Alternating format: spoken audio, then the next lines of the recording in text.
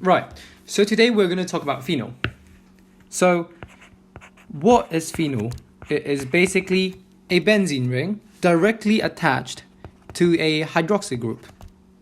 Attached to a hydroxyl group. This is, in this video, it is really what I'm going to focus on. I'm going to split phenol in two parts. The first part is really to talk about and discuss the structure of phenol and the acidity of phenol itself. In the second video, I'm really going to talk about the reaction that phenol has and how perhaps it differs from benzene. Right, so if we start with the structure of phenol, there are really two things that you need to know. As you might know that in benzene, there are p orbitals in the carbon atom, which causes the slight overlap. And this creates the negative electron pi bonding system, whatever. But the point is, in oxygen, there is also a p orbital, which this could also be incorporated in the pi bonding electron system. So I've learned it as the tennis racket, my teacher taught me that, etc., etc. But you've got your own way to memorize it. It's like chlorobenzene, where the chlorine has the p orbital here, and it could also extend the negative pi bonding electron system. This is the main point that you need: extended pi bonding electron system. That's the first point. Well, so are there any advantages of the extended pi bonding system? Yes. That actually means that the electron density in the benzene ring, it increases. And as a result, it's more susceptible to electrophilic attack. So, as we can discuss later, phenol is actually more reactive than benzene. Oh my god. I'm sorry. Stupid iPad. I've really got to fix this iPad. Right, anyway. Yeah, so that's the first point of the phenol being a extended pi bonding electron system. Now, let's move on to the second point. It's really to talk about acidity of phenol. So you see how in phenol, as we've mentioned before, if I can draw it again, I'll add something new this time. I'll still draw the p orbitals. They still overlap. But this time, there's a lone pair of oxygen electron here. Well, what happens is that there are really two effects in a phenol. The first one is called the inductive effect. It's really what we've learned before. How the benzene ring, you can treat it as a methyl group, whatever you like, but it pushes electron. Oh, it's too messy, isn't it? Sorry. But yeah, the benzene ring really pushes electron to the oxygen. This is the inductive effect. And the second effect, we call it the mesomeric effect. It's really how, as we've mentioned before, the lone pair of oxygen, it delocalized into the ring. And that's why the pi bonding system can be extended. It's really due to the lone pair of electron in the oxygen delocalizing in the benzene ring. So this is the mesomeric effect. Oxygen pushing electron into the ring. And guess who's the winner? It's definitely mesomeric effect. And this is why and this is why it really links to this point that the phenol is more susceptible to electrophilic attack. And from there, we could really build up on the acidity of phenol. So, bearing in mind that we've mentioned how the pi bonding electron system is extended and the lone pair of electron in the oxygen is delocalized in the ring. If we magnify this part, I'll just do the carbon right here and this part here.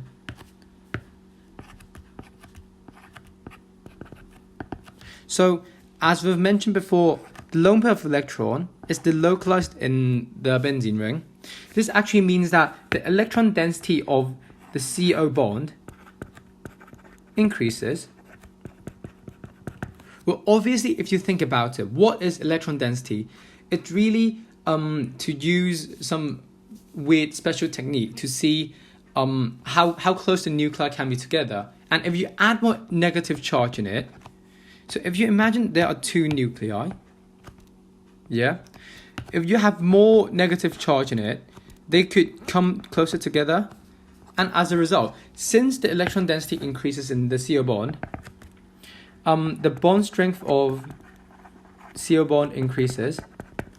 But that is not the main point. The main point is, if that increases, the OH bond electron density decreases. Right? So, as a result, it's quite easy. It's relatively easier to lose a proton and to form an anion in phenol. And this is exactly what happens. And this is one of the points we need to discuss when we're talking about the acidity of phenol. So let's revise that on that idea, how we measure the acidity of phenol, one by the OH bond strength, or you could say is the electron density. And the second point that we need to discuss is the stability of the anion. Right, so I'm going to give you more details of phenol now. So phenol is not soluble in water, and somehow it has a antiseptic smell. If you melt it, you could form something like that. And that has actually got a name, which we call it the phenoxide ion. And this is the anion that I'm going to talk about. And we also get a proton. It's really like how carboxylic acid is a weak base and weak acid, and it partially dissociates. It's literally like that in phenol. Right, so we've talked about the OH bond strength in phenol, which is pretty weak, and now we're going to talk about the stability of the anion. Building on the knowledge we have now of how the lone pair of oxygen could delocalize in the benzene ring, like that, we can use the same knowledge here. The negative charge in the oxygen can also be delocalized in the electron ring. So what does that mean? That actually means that the negative charge is more spread out. So it's more stable because it's more spread out. So that means the proton, if you could think about it, this huge positive charge wants to sort of attack the negative charge in the phenoxide ion, but it's quite spread out. So the magnitude of the negative charge is decreased, if you can think in that way. Excuse me. Right, yeah, so the stability is relatively higher in phenol, and the OH bond strength is relatively weaker in phenol. Now we'll compare really with alcohol and carboxylic acid with regards to phenol. In alcohol, let's take the simplest alcohol, methanol. If we partially dissociate it, it forms something like that. We're analyzing the 2 points that we need to know. OH bond strength. So we're going to look at methanol. You see how the lone pair of oxygen here, it's really got nowhere to delocalize because methanol hasn't got a pi bonding electron system ring. It hasn't got anything. It's just got the lone pair on its own. So as a result, since it can't move, the electron density in the OH bond increases. So it's relatively harder to break this bond to form something like that. Well, if we now think about the the stability of the anion in alcohol, you see how the negative charge in oxygen here, it can't really go anywhere as well. So the negative charge, it's quite concentrated in one place. So as a result, the proton is quite likely to combine back with this methoxide anion to form methanol back again. So as a result, it's really that the acidity of methanol or acidity of alcohol decreases. Right, it seems that I have been rushing it, so I'll talk about it again. If we talk about the OH bond strengthened alcohol, the lone pair of oxygen, it has got nowhere to go.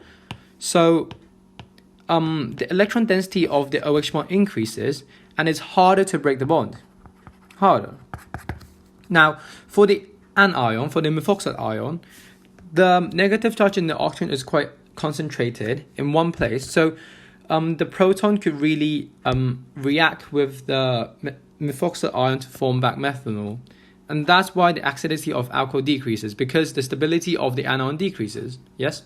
Now, if we talk about carboxylic acid, which I'll write somewhere here. Carboxylic acid, it's quite funny. Let's take ethanol, and I'll draw slightly better. Like that. Well, it dissociates into a phenoate and a proton. I'll focus mainly on the stability of the anion in carboxylic acid, where you see the p orbital in the oxygen, the carbon and the oxygen again with the negative charge. They could actually overlap like that laterally. It's more like a hemisphere really, and the negative charge is concentrated in this place. Well, for some weird reason, it is really that this negative charge is more spread out, and that means the stability of this configuration increases. With regards to the comparison with phenoxide ion, well, at first glance I was like, it is not right. Everyone's gonna feel like this is more like a more stable configuration, but it turns out for some weird chemistry reason it is not. So yeah, just to summarize in this point, the acidity of phenol and alcohol and carboxylic acid, we really need to sort of like have a scale on it. The leader or the strongest acidity would be carboxylic acid, followed by phenol and alcohol.